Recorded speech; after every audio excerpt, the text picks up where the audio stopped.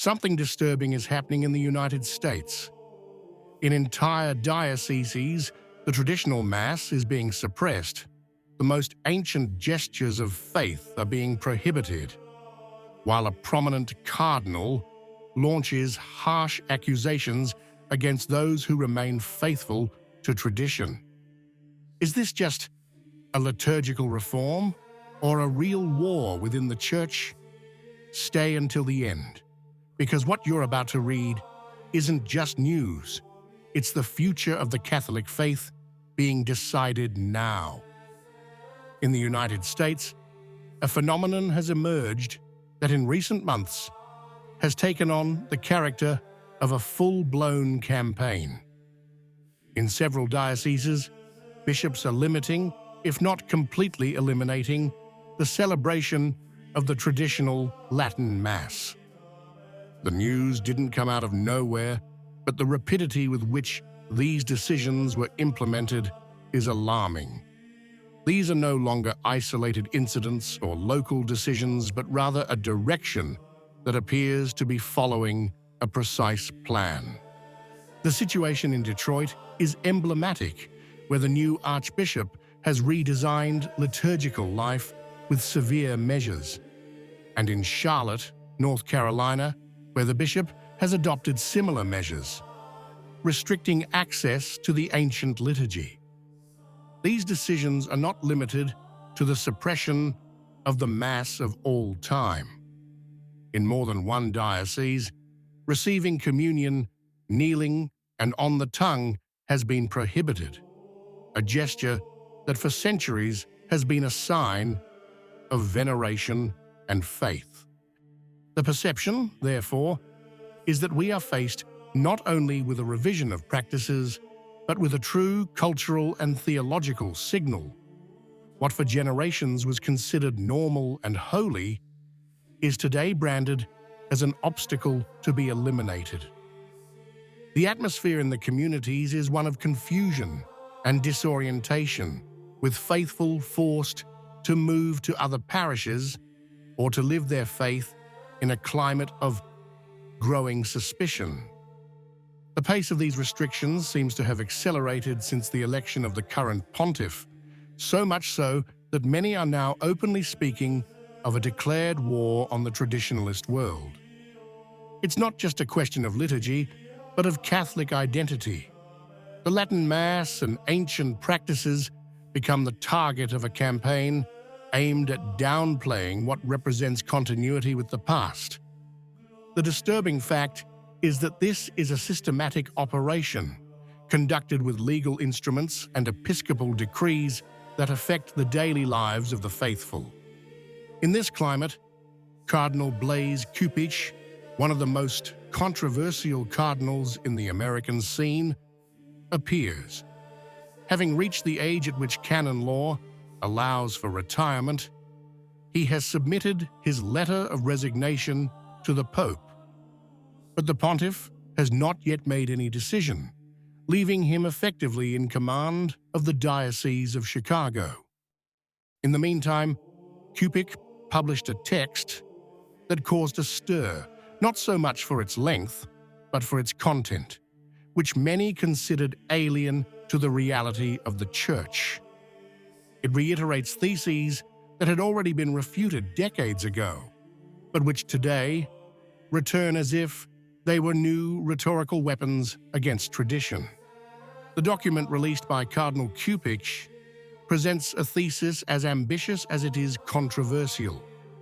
The Mass reformed after the Second Vatican Council would, in his opinion, be the authentic continuation of the worship of the early Christians.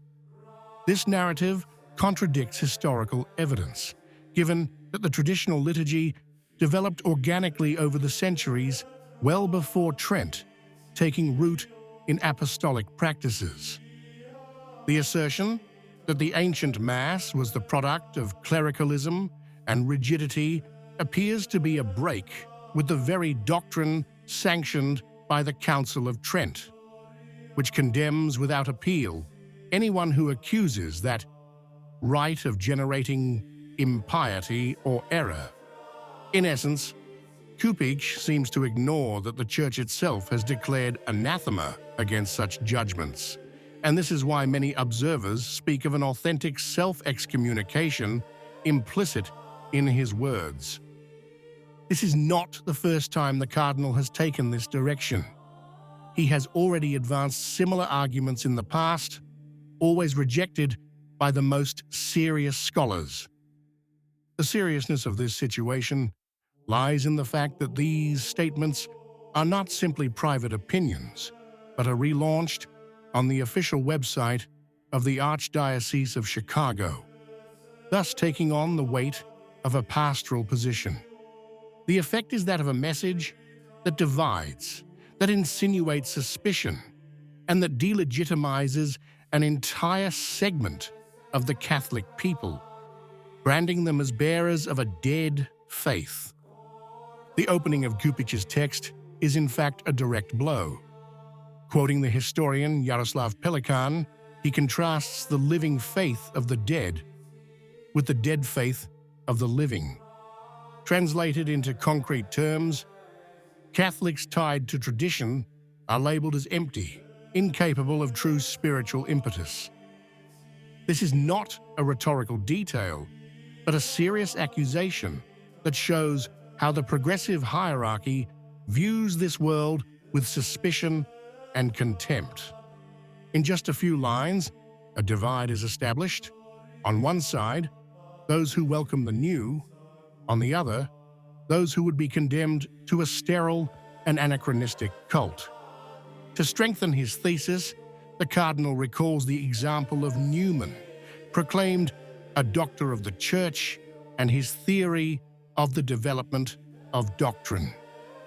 But the quotation appears to be bent towards a functional vision.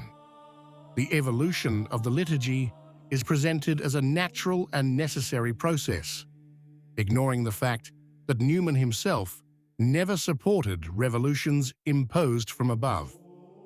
We then move on to Saint Vincent of Lerins, evoked as a supporter of organic change, but forgetting that the monk strongly condemned any arbitrary innovation. It's the same ploy already used by Pope Francis, extracting phrases from the Fathers to make them say the opposite of what they taught. And it is precisely this manipulation of sources that gives the impression that we are not faced with a fair comparison, but with a planned rewriting of history and theology. This is where the discussion reaches a dramatic point. Blaming the traditional Mass for having transformed worship into a baroque and clerical spectacle means accusing generations of saints, popes, and faithful of having nourished themselves on a corrupt rite. The Council of Trent warned against such statements, yet today they are repeated without fear, as if they were an established truth. The paradox is that the new liturgy, conceived by a commission of experts and not developed organically, is presented as a return to the original simplicity, while the ancient liturgy is dismissed as an artificial product of political power. Reality is turned on its head.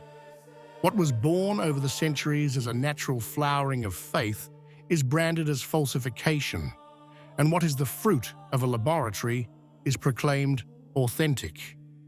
But history and the councils contradict these assertions, which in fact contradict centuries of the Church's life. It's not just a question of rights, but of ecclesial identity. Denying the kingship of Christ and the continuity of tradition means altering the faith itself. Meanwhile, the faithful experience divisions, closures, and confusion.